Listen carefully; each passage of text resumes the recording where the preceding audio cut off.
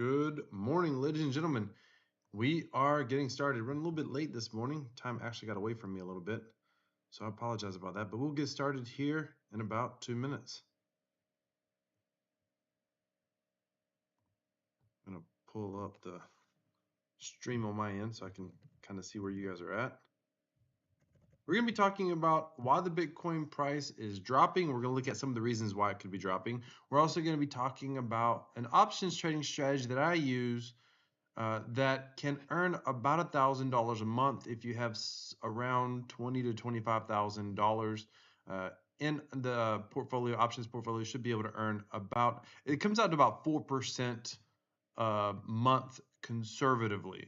About 1% a week is what we're talking about. And I'm going to show you exactly what my strategy is, kind of expose you to some of that. I do plan to do a dedicated video later that's not a live stream, but I figured here I could answer some questions if you have them, and we could start sort of figuring out what I need to put into an actual video. I'm also going to be talking about some fake DeFi projects because and the only reason nothing against these projects or protocols if you're in them, but I've recently been hearing people call this live, or call it DeFi, and I thought this is not DeFi. Let's just get that clear. So these projects are not actually DeFi projects, but they oftentimes get called DeFi projects, and that's a problem long term for most of us in crypto. So I'll be explaining a little bit more about that as well. As you come in, say good morning, say good afternoon, good evening, depending on where you're at. Do me a favor, smash that like button. If you have any questions, by all means, please post them in the chat. I love to interact. I love to engage. We're going to be getting started here in about 10 seconds.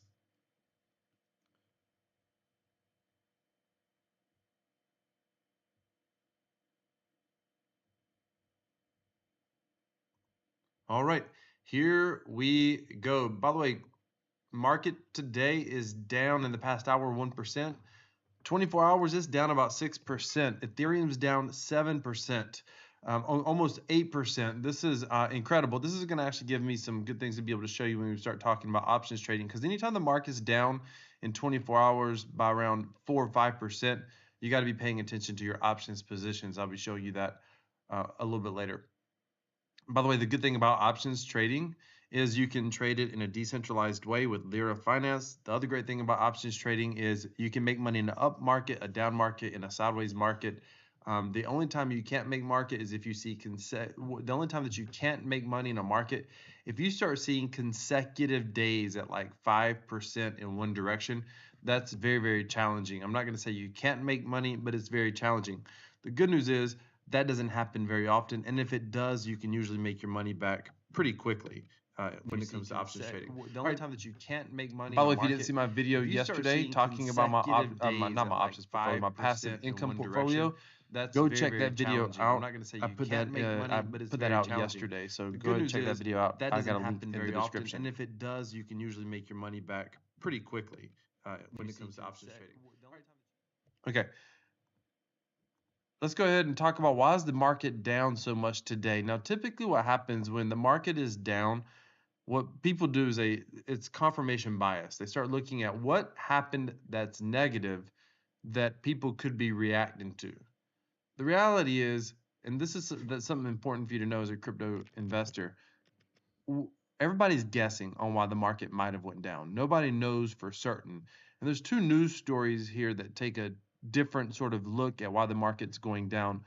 One of them's probably accurate. One of them, the market did go down for a reason. So one of them is probably accurate, or maybe a little bit of both of them is accurate.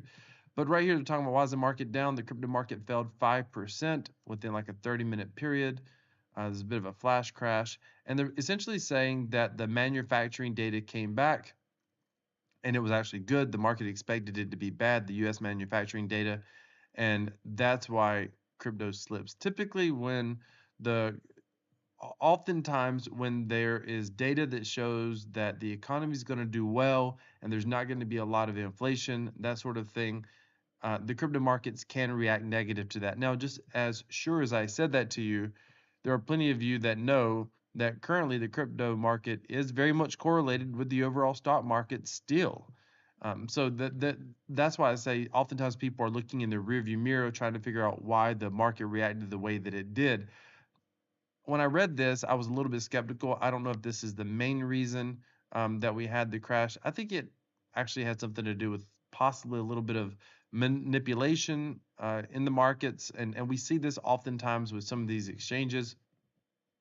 Bitcoin at a 5% flash crash leads to $165 million in leverage crypto liquidations. I think this probably had more to do with it. Now, you could argue that it went down 5% because of the manufacturing data. You could argue that, and that would be okay. But there's a couple of things, I mean, that would be viable, that would be possible. A couple of things, though. Tether actually lost its peg briefly during this little flash crash. And you see the Tether price kind of, as I said, wobbled right here. Makes me think there may have been a little bit of market manipulation going on. And the reason is that market manipulation could happen is because when you see a lot of volatility in the market, you see a lot of leverage positions get liquidated, that ultimately creates fees for exchanges. I'm not saying that's happened. That has just been the narrative that people have used before. So very much it could have happened as well. Let me know your thoughts in the comments. What do you think caused the flash crash? You think it was a little bit of market manipulation? Maybe it was a technical glitch, as they oftentimes claim on some of these exchanges, or maybe it was manufacturing data. Let me know your thoughts. I got a feeling I think I know what most of you may say. Singapore Men's Payment Services Act to cover token custody and transfers. The main reason I'm pointing this out to you, first of all, this is probably a reasonable regulation. I'm mainly pointing this out because we need to be paying attention to how regulations are taking shape and how it could affect us as individual investors. These regulations, Coinbase has already basically went through, got approved, got their proper licensing. Crypto.com has done the same. What bugs me about regulations like this is in this, when you go through this article, they included any basically service provider in crypto that helps facilitate transactions, even if they do not take custody of the transaction. So in my mind, that means something like a MetaMask or a wallet that helps you exchange crypto could be required to get this sort of a license. And the reason this is a problem is because a lot of developers are, one-man operations or very small companies. And anytime you see a lot of regulations that you have to have a lot of money for, or you have to have a lot of legal counsel, lawyers on staff, lawyers you can pay, it can tend to hurt innovation. On the flip side, maybe it provides a little bit of safety for investors, but I'm always a fan of greater innovation, faster innovation, more efficient innovation. And this basically says it creates a barrier of entry. You need to be a bigger company to understand how to get our licensing. You need to hire lawyers in Singapore, so a very specific type of lawyers, and so therefore you probably have to have a lot of money on hand to be able to do that, and that hurts the little guy out there trying to develop, trying to put his innovations out there, and I'm never going to be a fan of the little guy getting hurt in that way. Sam Bankman-Fried, many of you know he got sentenced to 25 years. Let me know in the comments if you think that was justified, or if you think he should have got longer or shorter. I mean, he's not going to be available for parole because he's in federal prison. He may get some time off for good behavior, but he basically said, and I agree with this part, victims deserve to be paid in full at current prices. Now, it's in it to his benefit to say this, but I've been thinking about this since I first covered this about 2 or 3 weeks ago on a live stream in the morning. Sam Bankman-Fried, when he went down, basically the prices were suppressed. We were in a bit of a bear market. That's ultimately what exposed his commingling of funds. That's ultimately what happened. But since then, his investments that he made, I say his investments, the investments he made with investors' money at Alameda Research, etc., they've done very well. I covered an article on a live stream where they said the victims could be made whole, like it was 120% or 140%. They could be made whole at current prices. Here's my question. Why is that not getting paid out to the individual investor right now? What's going on? This is like government bureaucrats at its best, taking forever. The average man and woman who lost funds with FTX needs to be paid now, immediately. And it's so frustrating because I don't think they're going to get paid right now, and they may not get paid for years. And it's possible some of the investments that he made could lose value in that time period. And my next question is, when the investors get paid, do they get paid their full asset value, or are they going to just pay them in the monetary dollar values that they had invested at the time? Because they should pay them in the asset values. Because I'm certain that if those asset values drop by 50%, they're not going to pay them the monetary values. They're going to pay them whatever they are at the time. But I'm just wondering, I'm wondering what sort of shenanigans is going to happen here. Why in the world are they not paying them right away, immediately?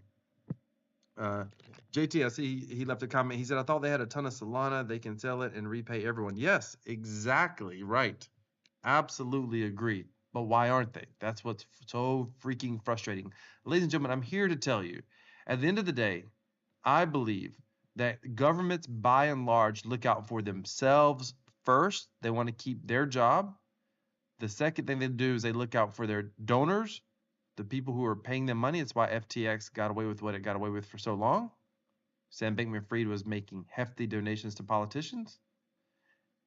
Third, they may look out for some individual investors at that point in time.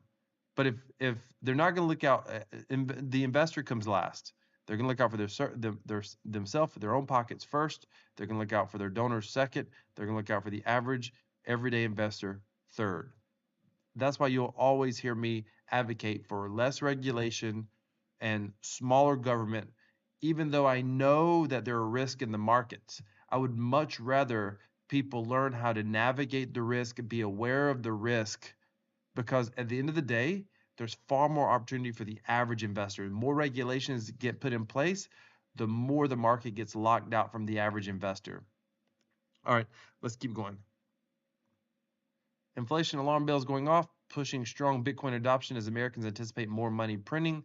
This article is by Anthony Papliano. By the way, he's someone you should follow. Should look him up on Twitter or X, whatever you want to call it. This is very much an OG in crypto. Very, very much old school guy, understands decentralization, believes in the future of cryptocurrency for what it was designed to be used for. Where someone like a Michael Saylors, he looks at cryptocurrency primarily, like Bitcoin primarily, as a store of value. Anthony Pompliano understands that some sort of cryptocurrency is going to be used as a mode of fiat, or not fiat, that's the wrong word, financial exchange at some point in the future. I mean, he's an old school like OG in the space for sure. Very smart, very knowledgeable. I recommend you follow this guy. Basically, he's saying, hey, we're going to have more inflation. It's going to cause more people to want to be able to get into Bitcoin. I covered that yesterday. I agree with it. The only reason I put this article up here is because I want you to be sure you check out Anthony Papliano. He knows exactly what he's talking about. Tornado Cash. I've been covering this. Basically, the developer through the lawyers files a mission to dismiss this case in court. Here's the crazy thing. I didn't realize it until I've read through this article. I actually read through another article a couple of days ago and didn't cover it on the live stream. But he's actually getting accused of, what they're accusing him of is that he was actually doing money laundering himself. They've accused him specifically of laundering money. And the reason they're asking for it to be dismissed, they're like, no, he didn't actually launder anything himself. He didn't even create it to be used for money laundering. He was hired specifically to create this by the company that owns Tornado Cash. He was hired specifically to create a code to be able to help keep transactions private. And all he ever did was created that code. He's never managed one transaction himself. So therefore, you cannot try to quote unquote sue him for money laundering. It's kind of crazy how the government doesn't really know. Governments around the world don't really know what to do with crypto right now. And that's a good thing. But it does mean something that you need to be aware of as a cryptocurrency investor. Even though there's a lot of risk in crypto right now, because it's volatile, because this still is very much a financial frontier, you need to be aware of it. Also allows for a lot of opportunity in crypto, and that window of opportunity is shrinking now, and it will continue to shrink over time. Those of us who were here in 2017, 2016, 2018, I mean, there was arguably a lot more opportunity in crypto even then. And I believe that we're going to continue to see. Back then, there was no KYC AML. You could set up with any exchange anywhere, get access to whatever trading accounts they had. You didn't have to worry about Americans can't get access to good staking programs that exist on Binance.com. You don't have to worry about any of that back then. So the window's already shrunk, and it's going to continue to shrink over time. We literally see the U.S. government right now trying to sue Ethereum and call it a security. If they succeed with that, it's probably going to be difficult, if not impossible, but definitely difficult for average investors to be able to earn rewards legally. I mean, you'll still be able to do it. I mean, it's on a block. I mean, it's done in a decentralized manner. You could break the law and still do it, but legally, you're not going to be able to earn staking rewards with Ethereum potentially. That sucks. That's unfair for U.S. citizens. So the profit window is shrinking with more regulation over time. So it's just something to be aware of. Now let's talk about trading options. Hang on just for one moment.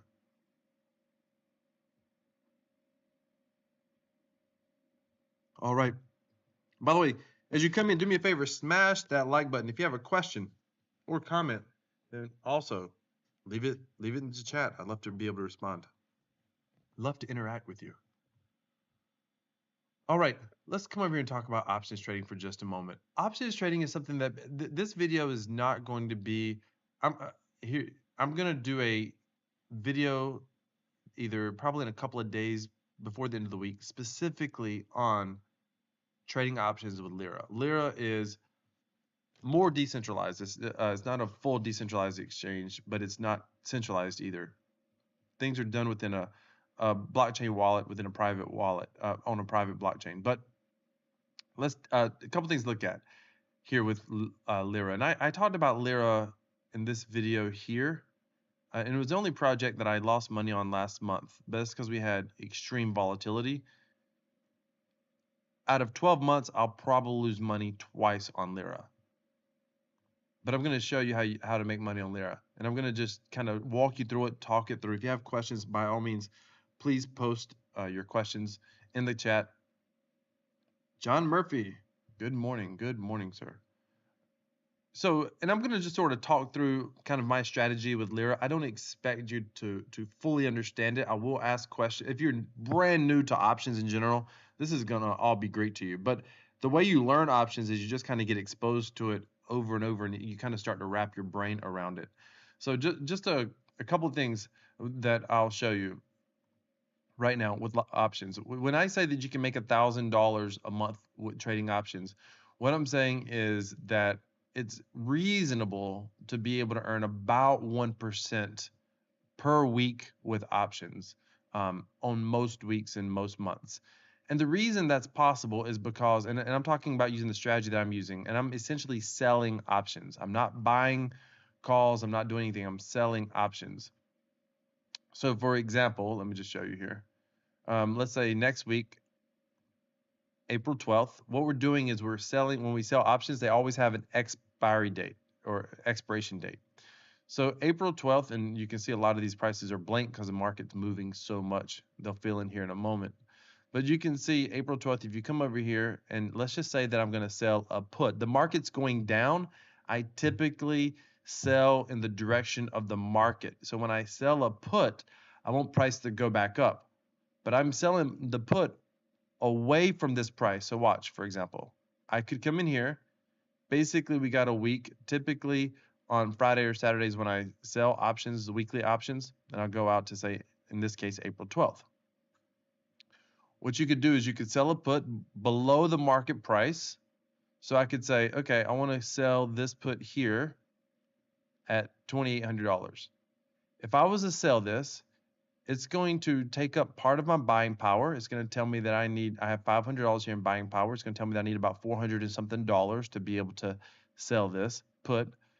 Let's just say I'm going to sell this one right here. Actually, we can come all the way to here. And let's just put in one. And it says it's going to take up $425 of my buying power, which just means that those funds are unavailable to be able to trade.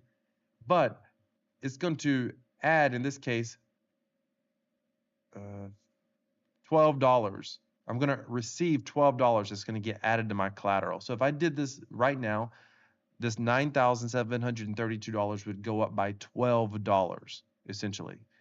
And what happens is, as long as the price does not drop all the way down to 2,600 by April 12th, nothing happens. The option just simply expires. And that $425 is back available in my buying power for me to use again. Now, another thing with options, when I'm trading options, I pay attention to my collateral. I don't pay attention to my current portfolio value, because as long as all my options expire, I'm going to get this full collateral. So I don't pay attention to it. I don't pay attention to this number. This is a number that I'm paying attention to. Now, what happens if the market moves against your position? And this happens when you have 5% moves like you do today. So I have, and let's come back over here. What do you do? This option is gone way against me right now because the market's moving so fast right now. I'm going to show you how I manage this. What do I do? So come over to options. I have to look back at which one that was. So this is the 31 April 5th 3100 put. Come back to options, April 5th 3100 put. It's easier if you just select puts. Come to 3100. By the way, there's a link to Lyra in the description. I'm not going to touch this option yet because I don't adjust until I get to see Delta. When Delta gets to about 27, 28, really about 30, but 27 is when I start paying attention. And sometimes I'll adjust it at 27. If I adjust it, all I do is I close the trade. So, and then I make that money back, and I'll show you how. I would come over here. With fees and everything, if I close this trade, I'd probably lose, let's just say $185. And then what I do is I pay attention to what my collateral is. I usually literally write it down. When I close the trade, whatever my collateral is at the time I close the trade, I subtract that from this number here. Typically, like I said, it's probably going to be about $185 that I would lose in my collateral. I want to get that collateral back.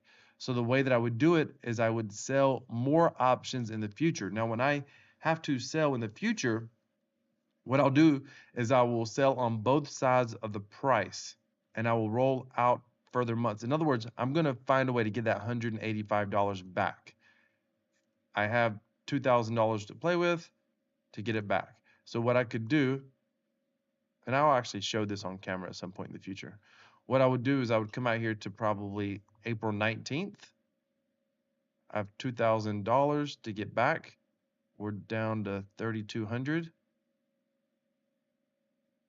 Let's go to puts. And I would come over here. I could sell this one, and I could sell 2 of those. Probably 3 of those. And I'd have about $1,200. That'd be $150 back that I would get. $150. And I still would need to get the 35. So to get me to 185. So in that case, I could go out one more if I wanted to, or I could come here and sell a call.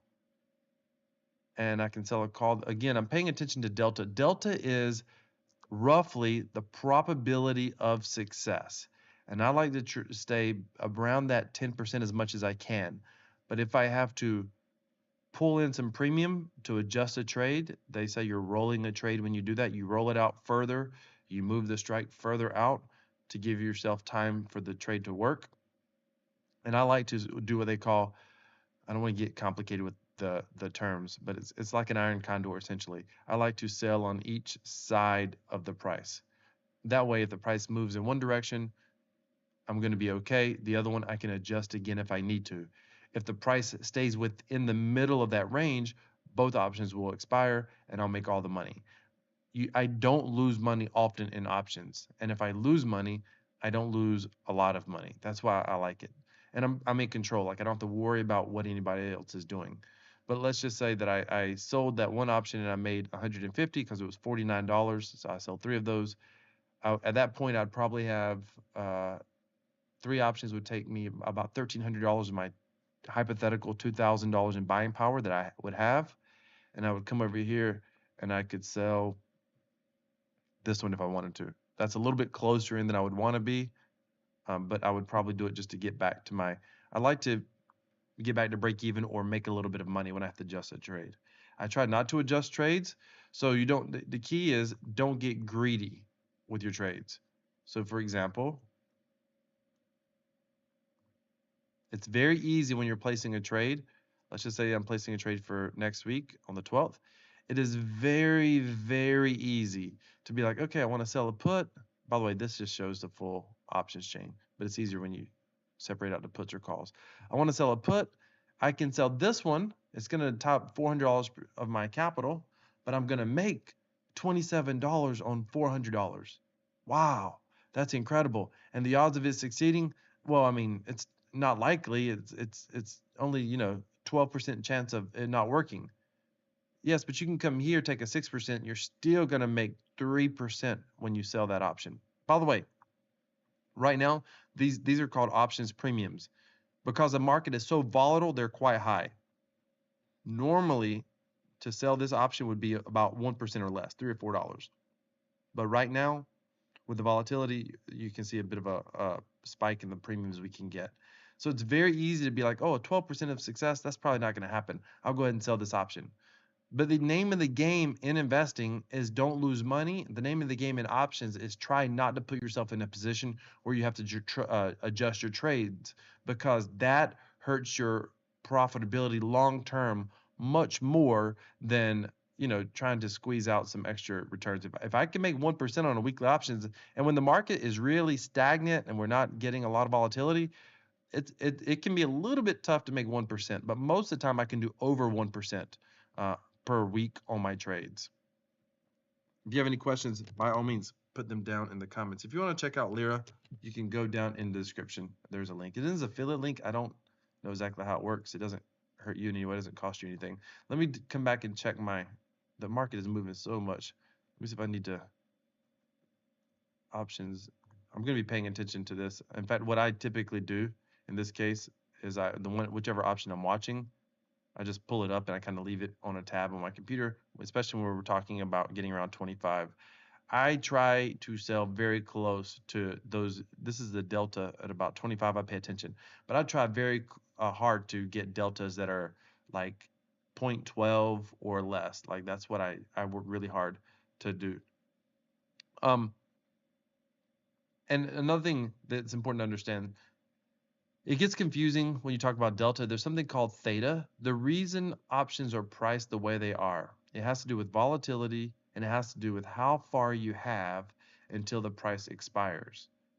Because the further out you go, the more you can earn from options. So for example, meaning the same options with the same strike price. But over time, there's something called theta decay or time decay. The closer you get to the date of expiration, the faster and faster you have time decay. So I try not to go out super far because you don't see the options price move as much. But I will go out far if I need to bring premium in to adjust a trade. So for example, let me show you something for a moment. Let's just say this $3,000 strike on Ethereum is going to expire April 5th. Right now, if I was to sell that option, I could tap about $400 worth of capital and make $17. But if I go out to April 12th, the same 3,100, I would be able to make $81, $50. You can see how much is moving right now. So that's a significant difference. But if you look at the probability of success, is 60%. Probability of failure is roughly 30%. So in this case here, I would probably roll out further if I had to make this one. And I can still go out to probability of failure is 12%, roughly. And I can still get $27. Or I can come here at 14%, I can get 17. So I have a higher probability of success, lower probability of failure, and I make more premium. Why is that? Because there's more time. This option here has already decayed. The price is decayed because of what's called time decay or theta decay. All right. Hopefully that's starting to make a little bit of sense to you. You're going to need your MetaMask wallet, and you may need to, if you're in a restricted country for Lyra, Lyra is a mostly decentralized protocol. There's a company that operates it behind the scenes. They have a good Telegram group, a good Discord group. They will respond to you if you have questions, but they have restricted countries, and they just expanded their list of restricted countries. You're going to have to use a VPN. Now, the VPN that I personally use, just to give you a heads up, is Torguard. I love Torguard. It is absolutely my favorite VPN. It is a premium service. It is a paid service, but they give you a lot for your money, and it works very, very well. I travel a lot. I'm oftentimes on unsecured networks, and I am always, it doesn't matter if I'm traveling to Texas, to Florida, European countries, Asian countries, South American countries, it doesn't matter where I go, I'm using a VPN. I was just in Mexico not too long, I was just in Dominican Republic not too long ago. I was using my VPN. I do not operate with a VPN most of the time. I almost always have it on. Even at home, it's just good security, by the way. However, this thing, they accept crypto for payments, and you can get 50% off using the promo code Crypto Wealth. That promo code, just so you know, that promo code is obviously specific to me. It's crypto, capital C, wealth altogether, capital C and capital W. Crypto wealth all together, capital C, capital W. Then that would knock this down to like $6 a month. But I just pay for the full year, and it ends up being like, they give you an additional discount, and it ends up being like $30. And last time I actually paid for 2 years. And you can pay out for 2 or 3 years, I forget. So this is the VPN that I use if you need a VPN. I use this for everything in crypto, just about. Now, what I want to talk about next, if there's any questions on options, by all means, please let me know. Mind of Tron, welcome, brother, welcome. He said, make sure to gently tap the like button. Don't gently tap it, man. Smash the hell out of that button. All right, let's go. I'm just having fun. Hang on, let me get something else to drink before we move on to the next part, because I want to talk about fake DeFi projects.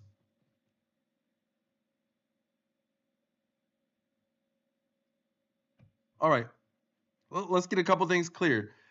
Decentralized finance, or DeFi for short, means that essentially it means that a project is decentralized, or protocol is decentralized. It operates on a blockchain without interference or gatekeepers that exist. And even if there are gatekeepers, there's ways to go around them, just like Uniswap. Uniswap, in fact, I can pull that up. Uniswap, let's do that. Uniswap. Did you just search that? Okay, there we go. So Uniswap, in and of itself, is a decentralized smart contract protocol. This is how you swap on Ethereum. However, they do have a business that operates this website, and I don't know if they call it Uniswap Foundation or what they call it, but they do have a business that operates this website. This business does have to comply with regulations where necessary. For example, Uniswap used to have some projects from a protocol called Mirror Protocol, and they were basically tokenized version of some popular stocks like Tesla and stuff like that. And you could trade them on Uniswap. Well, somewhere along the way, the US government complained and Uniswap stopped doing it. However, if you know how to interact with a smart contract directly, and you have to have some technical know-how, you can still sell those products. They still exist. And you can still sell them if you want to interact directly with the smart contract. And every time I interact with a smart contract, I have to do it using, I have to get literally a tutorial somewhere and kind of follow the steps to be able to do it. But it is possible because it's completely decentralized in that way. And nobody can stop you from doing it, which is what's so great about crypto. That is decentralized finance. Now, the reason I say that Lyra is partially decentralized is they do gatekeep the front. They do restrict it, regional restrictions on interacting, on trading and selling. They used to operate on a public blockchain with Optimism, but they recently created their own private blockchain that exists. I think the goal is ultimately to make it fully decentralized. I'm not sure, but I can find no way to interact. And I've even asked questions, no way to interact directly with the smart contracts on the Lyra blockchain, if you will. The great thing about the Lyra blockchain, though, it makes transactions very quick, very fast, very easy. You basically deposit here, and your funds are not held in a wallet. They're held on chain, but it's a private blockchain, yada, yada. I don't need to get into all the weeds on that. But it's mostly decentralized. But there's a lot of projects out there that are not decentralized in any way, shape, or form. They're not DeFi at all, but they oftentimes get called DeFi. And this is a problem because a lot of these projects operate under either they're an outright Ponzi scam in some cases, or they have Ponzi-nomics, meaning that you can see how they're operating on the blockchain, but eventually they're still going to fail. And so you have to be very careful with something that is, and by the way, there are decentralized protocols that exist out there that are fully DeFi protocols that use Ponzi-nomics, meaning there's not, here's the key indicator for if something's decentralized or not. Is there an entity, a person or a company that can stop you from interacting with that protocol? That's really what means that's what it comes down to. Is this real DeFi or not? The reason this is important is because we see a lot of projects. Here, I'll come over here and show you this. This is a YouTuber, somebody that I watch. I find him very entertaining, Crypto Andy. He is all over the high risk, everything, like you name it, man. This guy's in it when it comes to like stuff that is going to rug pull sooner or later. I mean, I don't know if he's ever been in a project that has not rug pulled sooner or later. I could be wrong on that, and if he sees this video, he can definitely correct me on it. But he's entertaining. I kind of like watching some of the projects he's in. Go down. Actually, he's in Elephant Money. It's probably not gonna rug pull, depending on your definition of rug pull. But go down. Go to his channel if you want. Crypto Andy. You can subscribe if you want. I'm subscribed. Heck, I got notifications on. I left him a like. I find it entertaining. Unfortunately for him, he self-sabotages because if he was in projects that, like he's in this project right here, this project is most likely an outright Ponzi scam. And he has $4,000 in here. And unfortunately, you know, it's probably not going to make it 12 months. Now, he doesn't need to make it 12 months if he's going to get 24% a year, and that's what he's banking on. He's banking on he's going to be able to make it last for 4 or 5 months and get his money back and keep going. And that's his business. That's his prerogative.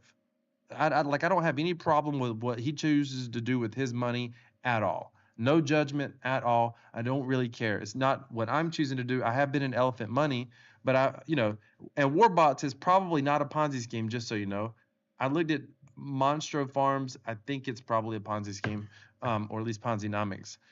I think Investium is probably an outright Ponzi scheme. And we'll take a look at some of these here in a minute. But at the end of the day, here's the challenge. I come down here and I was reading his comments, and I oftentimes read comments of YouTubers, and I oftentimes leave comments. Right here, this guy says, these projects are risky and rug pull city for sure, meaning they're going to scam out. Rug pull originally meant a project pulled liquidity from a decentralized exchange. Now rug pull basically means if they just scam out, they call it a rug pull. These projects are risky and rug pull city for sure. I've been in this dog chasing tail since Time Wonderland, which, by the way, that was a decentralized project. That absolutely was at the time. However, it did rug pull or collapsed. Do liquidity pools offer risk? Yes, there's risk of permanent loss, but at least you have more control of when to pull out, and you're providing a service instead of putting money into protocols that other people control of your capital. Right there. That's the key. Other people control. In Warbots, somebody else is controlling that. In Elephant Money is probably, I mean, it's pretty decentralized. Ponzi-nomics, maybe it's hard to say. I mean, if it worked as intended, it wouldn't be, but it still has to prove itself ultimately, in my opinion. And if you disagree, by all means, let me know you disagree. I'd love to hear what you have to say. Monstro Farms, Ponzi-nomics, maybe a Ponzi scheme, and you have no control, or you have limited control of your funds. Well, actually, you have no control because they take 20% of your funds, and you have to click a claim button that one day may not work. So you don't necessarily have control of your funds. You can't see it on a blockchain anywhere. You can't see what's happening. Investium, you definitely cannot see. They're supposed to be doing some sort of arbitrage trading. Oh boy. All right. I'll get back to that. But here's where Crypto Andy responded. And this is really the problem I have with all this. I said, he said, "Yep, I never said they are without risk. However, these have been going for a long time, more for over 2 years. I trust the teams. I understand it's not for everyone. That's totally okay. But if you have to trust the team, that's not DeFi. That is not DeFi at all. How safe are these projects? Here he goes. That's up to your own interpretation. Again, he says some of them has been going for a while, yada yada. But right here, but this is DeFi. Nothing is considered safe. This is not DeFi. I mean, you can make an argument that none of this is DeFi. Investium, until they can show me something on a blockchain, it's not DeFi at all. Until they can show me in some sort of decentralized way how they're arbitraging between cryptocurrencies. I could be wrong. Someone correct me if I'm wrong, but I cannot see any way, shape, or form this is decentralized at all. I've got a set amount of time to ROI. I got to claim my funds, all this nonsense. I got to trust that claim button is going to work when I click on it. Same thing with Monstros. Warbots is a trading bot. That Warbots is there's nothing wrong with Warbots, I don't think. I mean, they're making about 6% a month. That's reasonable. Like, you can do that using algorithmic trading. The challenge with Warbots is I don't know. I need to look into Warbot more, just because they make a reasonable return at about 6%, 7%. The challenge with Warbot is I don't think we can actually see where they're trading. You purchase a NFT or you purchase a trading bot and you make a return.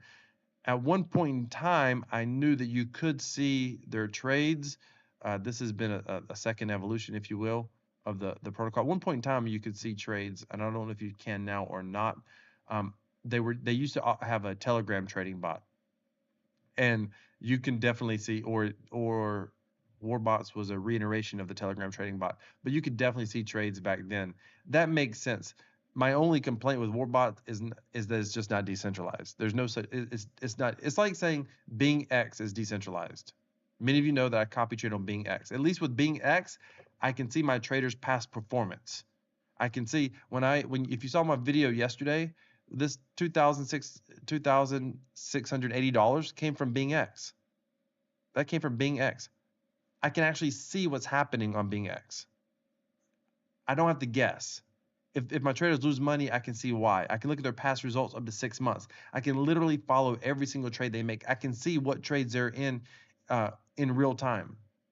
So like that's the difference in there's transparency with BingX. There's not as much transparency with Warbots, but Warbots in and of itself is just simply not decentralized. BingX is definitely not decentralized. So that's not DeFi. The reason this is a problem, ladies and gentlemen, is because we're going to see regulations coming down for DeFi, and they're going to claim that the reason these regulations are going to exist are because of all the scams in this place. And the average viewer on YouTube, the average viewer that's getting educated, the messaging gets conflicted when this is called DeFi.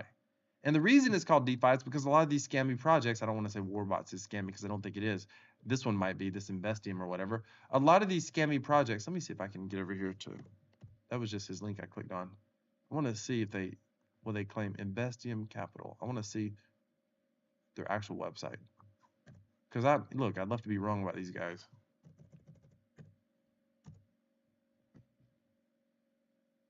First, that's the challenge. They call themselves DeFi. See, and that's the thing. Invest in a proven, sustainable DeFi project where your money's always safe and secured. Listen, DeFi uses smart contracts, immutable smart contracts. Wallet, safely store your assets in our digital application wallet. Funds can be withdrawn at any time. Good. I don't know how secure your wallet is, and why do I have to put my funds in your wallet? In DeFi, I can keep my funds in my wallet. That's the whole idea. Choose the amount of time you want to stake your assets and get a daily interest over a lockdown period. Okay, where's the money coming from? Okay. Our income generation model at Investium Capital revolves around strategic arbitrage practices. Okay. So they operate both in the cryptocurrency space and within South American local markets.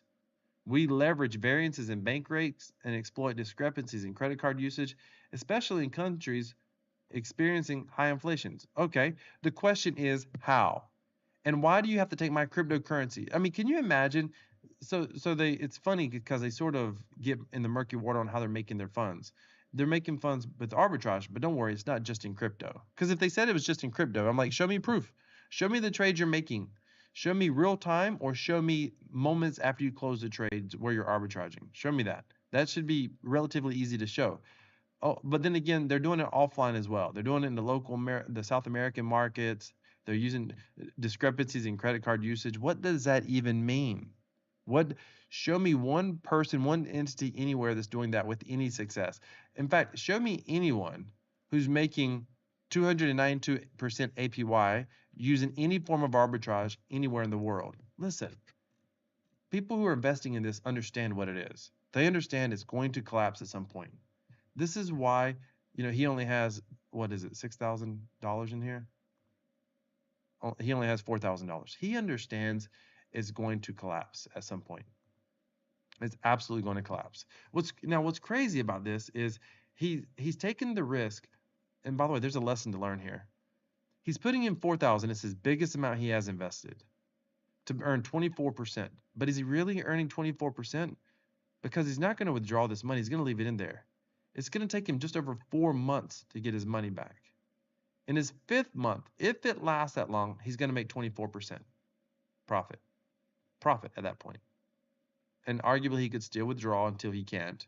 At some point he won't be able to. He probably knows that. He's probably not planning to withdraw this. He's going to just keep taking payments here. So it takes 5 months to make 24% profit. But Warbots, which is probably, and I don't mean to endorse Warbots, I'm just saying of these 4, Warbots is probably, the returns are reasonable. They could be trading bots.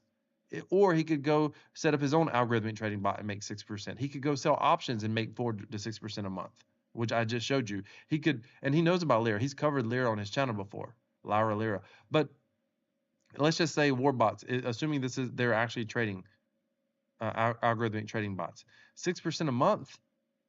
Well, 6% a month in 5 months is 30%. And if it's a legit trading bot, you don't have to worry about your deposit being at risk. As far as being locked, you can't withdraw at any point in time. And it's probably going to be sustainable. He said himself, Warbots have been going on for 2 years. And it has. I remember when they got launched. He's been going on for 2 years. So arguably, it could go for years and years and years. Yes, he made $1,300. But if he had everything hypothetically in Warbots, he could be making 6% a month. He still would make, what, $300? It's about $700. He'd make about half this without taking on near the risk. And if he does lose his $4,000, and I'm only telling you this, I'm getting off the topic of decentralized finance, but this is what you have to think about if you're going to play these types of games. If he does lose this $4,000, the challenge is at that point, if he loses it, then he's going to get set back. Now he's going to only have $2,500 to work with. Here's another way of thinking about it. If he had $600,000, would he put $400,000 in Investium? Probably not. But people oftentimes look at their money as small money. You have to look at your small money as if it's big money, and if you wanted to grow to big money. If you always treat your small money like it's small money, it will stay small money because you keep taking too many unnecessary risks as it is. Now, crypto is risky enough, no doubt about it. It's risky enough. And I don't mean to sound like I was endorsing Warbots, but ladies and gentlemen, this thing here, is 50-50 auto compounder, not decentralized in the least.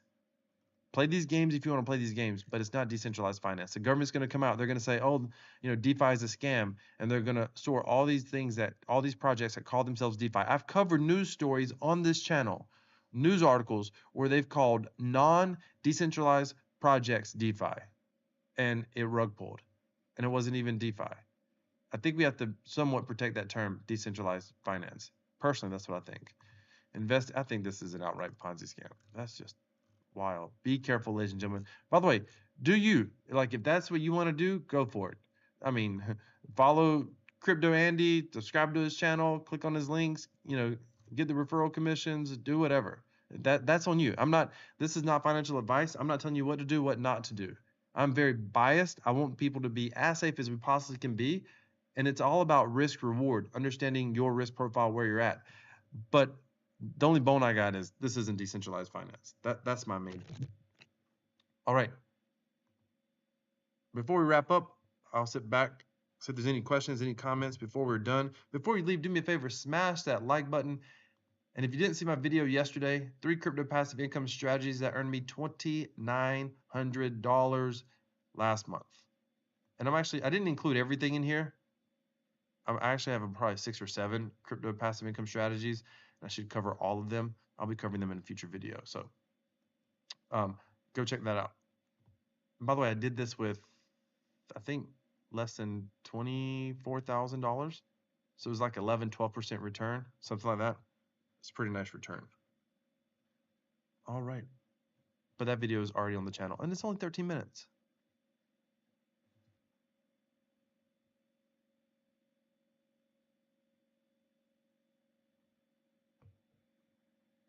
All right, ladies and gentlemen, we will wrap it up. Decentralized finance equals freedom. Decentralized finance. And the reason it equals freedom is not because you can earn financial freedom. That's a possibility. But it equals freedom because nobody can stop you from interacting with it. They can threaten you, but they can't stop you. They can't freeze your funds. They can't turn off the deposit button, the withdrawal button. They can't do any of that. It is decentralized finance where you have freedom to make decisions with your own finances. You don't got to worry about a bank. What do they call it when they not confiscate your funds? What do they call it? Like if you owe taxes or somebody was behind on child support, where they can garnish your wages. Nobody can garnish your wages in DeFi. They can't garnish your bank account in DeFi, true DeFi. It's impossible. That's why decentralized finance equals freedom. This is Crypto Wealth. I'm out. See you later, Mindotron. Thanks for sticking around.